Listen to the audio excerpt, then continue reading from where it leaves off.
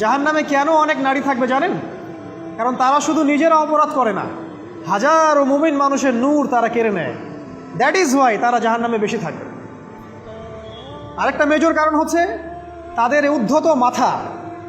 মেয়েদেরকে বলছি স্পেশালি, হয়তো এই কথাগুলো মেয়েদের কাছেও যাবে। তাদের এই উদ্ধত মাথা আল্লাহর বিধানের সামনে আত্মসমর্পণ করতে চায় না। তাদের এই উদ্ধত মাথাটা আল্লাহর বিধানের সামনে আত্মসমর্পণ করতে চায় না। এ কারণে তারা জাহান্নামে বেশি থাকবে। যে কোনো বিধান আল্লাহ তাদের সামনে বলেন, সব মেয়ের কথা বলছি না, ম্যাক্সিমাম বিভিন্ন যুক্তি তারা দিবে।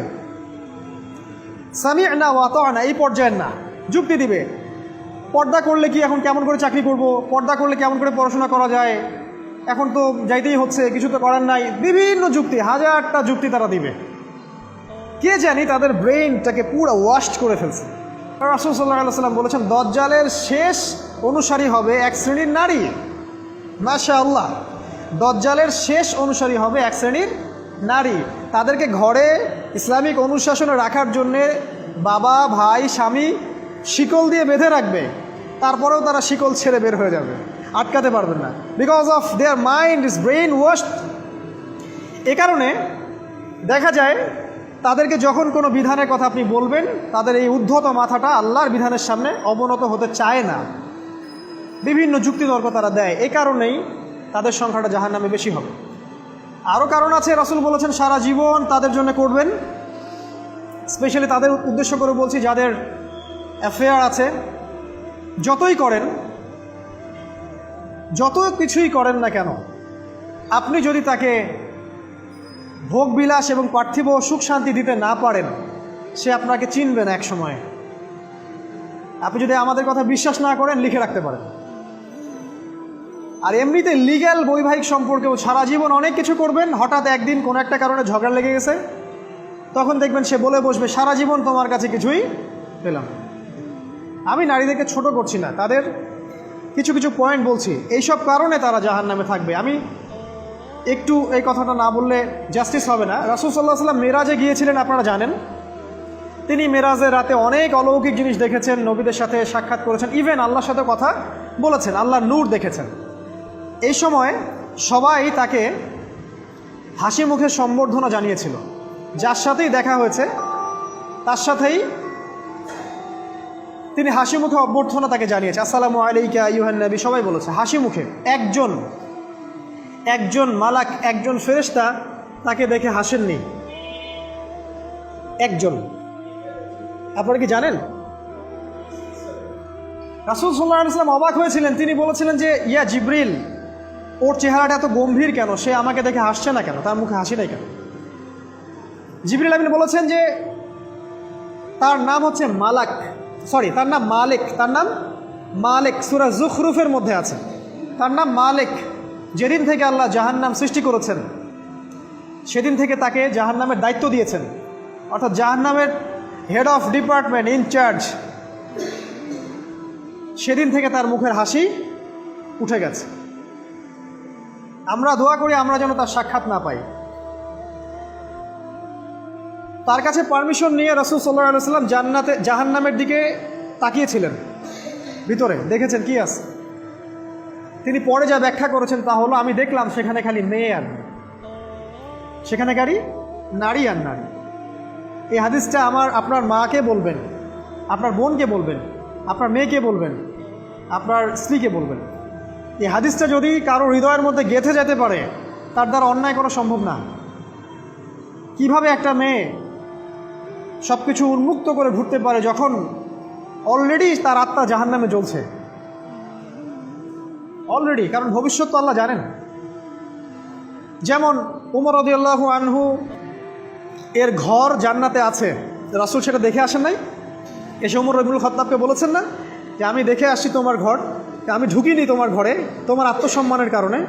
তার মানে তিনি পৃথিবীতে বিচরণ করছেন, ঘর তো জান্নাতে অলরেডি তৈরি হয়ে আছে। মেয়েরা দিব্যি ঘুরছে এভাবে, এবং তারা মোটেও সচেতন না তাদের ঘর হয়তো বা জাহান্নামে রেডি। আর আমাদের এই so called modern western civilisation এদেরকে ব্রেইন ওয়াশ করে দিয়েছে। তারা বাজার করছে, তারা নগ্ন হয়ে ঘুরছে, কাপড় পরেও তারা নগ্ন থাকছে, তারা মডেলিং করছে, গান গাচ্ছে, নৃত্য প্রদর্শন করছে, মিডিয়া আসে, তার দেহ লক্ষ লক্ষ কোটি কোটি মানুষ দেখছে, হাজারো মানুষের নূর চলে যাচ্ছে। অন্যের নূর নষ্ট করে জান্নাতে যাওয়া যাবে না।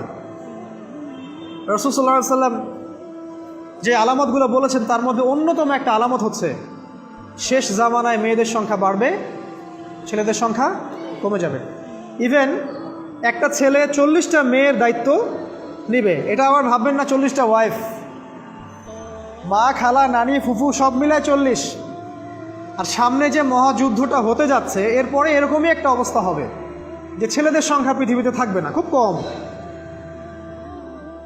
এবং বেশি বেশি মেয়ে একটা ছেলের কাঁধে চলে আসবে। এখন অবশ্য আমাদেরকে ওই যে পশ্চিমারা শিখিয়েছে একটা ছেলে একটা মেয়েকে বিয়ে করবে। জেনা অনেকজনের সাথে করতে পারে, বাট বিয়ে একজনকেই করতে হবে। এখনও যদি কোনো হুজুর বা কোনো ব্যক্তি, হুজুর না, কোনো আলেম, কোনো স্কলার বা যে কোনো ব্যক্তি দুটা বিয়ে করে, মানুষ মনে করে something is wrong, something is wrong with him. এই লোকের কোনো সমস্যা আছে মনে হয়, এর মানে চরিত্র ভালো না, এর মনে একটা দিয়ে আকাঙ্ক্ষা পূরণ হয় না, something is wrong with him, তাই না? এই চেতনাটা দজ্জাল শিখিয়েছে এদেরকে। একটা ছেলেকে তৈরি করা হয়েছে সে যেন অনেকগুলা মেয়েকে বিয়ে করার ক্ষমতা রাখে, এভাবেই তাকে তৈরি করা হয়েছে। নাহলে আল্লাহ কখনোই 4, 3, 2 বলতেন না। হ্যাঁ, যদি আমি সমতা করতে না পারি তাহলে কি একটা কথা বলি, এই সাবজেক্টটা আপনাদেরকে হয়তো কেউ পড়ায় না। একটা বিয়ে করেও একটা ছেলে মিলকেল ইয়ামিন রাখতে পারে। মিলকেল ইয়ামিন মানে হচ্ছে দক্ষিণ হস্তের মালিক। মেয়েটাও জানবে আমি মিলকেল ইয়ামিন, ছেলেও জানবে সে আমার মিলকেল ইয়ামিন। এভাবেও একটা ছেলে একটা মেয়ে সিকিউরিটি, শেল্টার, ফুড সব কিছু পেতে পারে। এটা এখন উঠে গেছে, একটা সময় এগুলো ছিল। রাসূলুল্লাহ সাল্লাল্লাহু আলাইহি ওয়াসাল্লামের একটা ছেলে ইব্রাহিম, রাসূলের একজন ছেলে ইব্রাহিম কার গর্ভে জন্ম নিয়েছিলেন? কার গর্ভে জন্ম নিয়েছিলেন?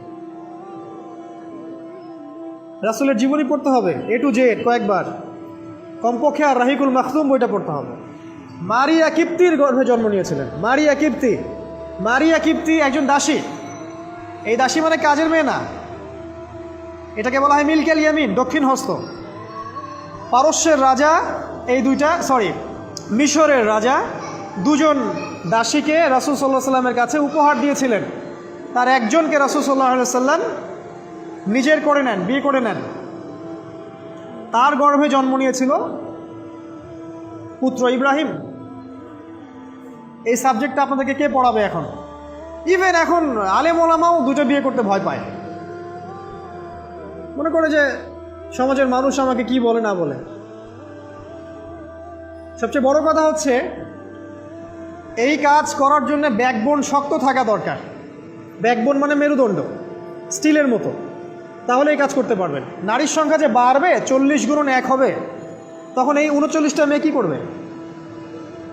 এখনও সমাজের মধ্যে নারী পুরুষের অনুপাত 1:4, মানে প্রতি একজন ছেলের জন্য 4টা করে নারী ঘুরছে সমাজে। এটা তো স্ট্যাটিস্টিক, আপনি ইন্টারনেটে গেলেও দেখতে পারবেন।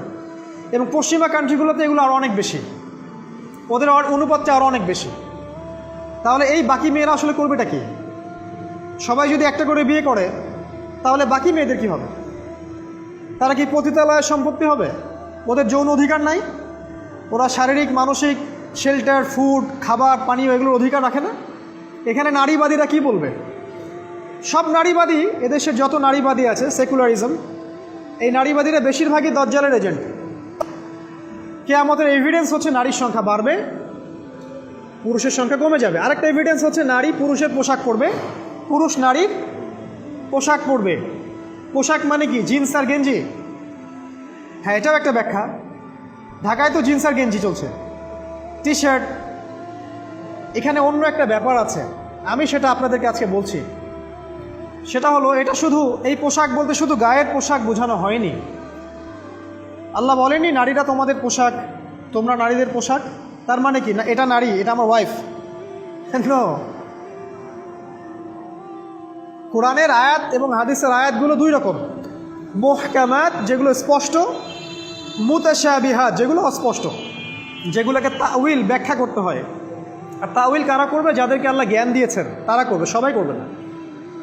তাউইল করার পরেও তারা বলবে আল্লাহই ভালো জানেন। এই জন্য আমি বলছি আল্লাহই ভালো জানেন, কিন্তু আমার ব্যাখ্যা হচ্ছে যে এখানে পোশাক বলতে বোঝানো হয়েছে যে মেয়েরা সামাজিক, অর্থনৈতিক, রাজনৈতিক সমস্ত ক্ষেত্রে ছেলেদের নেতৃত্বের আসন নিয়ে নিবে।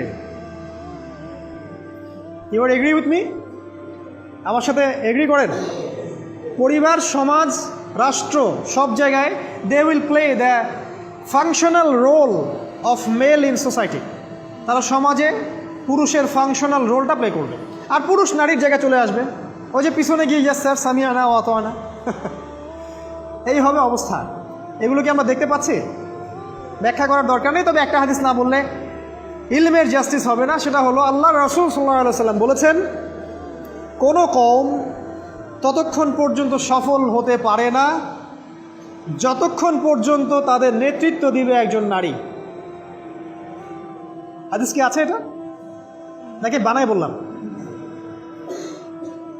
তাদেরকে বুখারী খুলে দেখতে বলেন। কোনো কওম, আর রাসূল যখন একটা কথা বলেছেন তার মানে পৃথিবী উল্টে গেলেও কথাটা সত্য হবে, কিছুই করার নাই। এই কারণে পশ্চিমারা এখন খুব ভয় পাচ্ছে, কারণ রাসূল সাল্লাল্লাহু আলাইহি ওয়াসাল্লামের অনেক ভবিষ্যৎবাণী আছে কিয়ামত সম্পর্কে। ওরাও এখন খুব ভয় পাচ্ছে, ওভার কনসিয়াস যে এগুলো তো হতেই পারে। এটাকে ঠেকানোর যত পদ্ধতি তারা অবলম্বন করছে, কিন্তু লাভ হবে না। প্রতিটা ইস্যু ওদের বিপর্যয় ডেকে আনবে। যে কোনো ইস্যু হোক, সেটা প্যালেস্টাইন বা কাশ্মীর হোক, সেটা আফগানিস্তান বা পাকিস্তান বা বাংলাদেশ বা বার্মা, কোনো ইস্যুই তাদের জন্য কল্যাণ বয়ে আনবে না। যদি কল্যাণ বয়ে আনে, শুধু মুসলিমদের জন্যই আনবে, কারণ প্রতিটা অন্ধকারের পিছনে একটা সোনালী সকাল আছে। এটা ওরা জানে না, কিন্তু কোরআন এবং হাদিস এটা আছে। অতএব কেউ ধৈর্যহারা হবেন না, ধৈর্যহারা হবেন না, এবং অধৈর্য হয়ে কোনো ইনিশিয়েটিভ নেবেন না, এমন কোনো ইনিশিয়েটিভ নেবেন না যার কারণে উম্মার ক্ষতি হয়। কারণ সামনে যে সময়টা আসছে এটা আমাদের বিজয়ের সময়, ওদের বিজয়ের সময় নয়।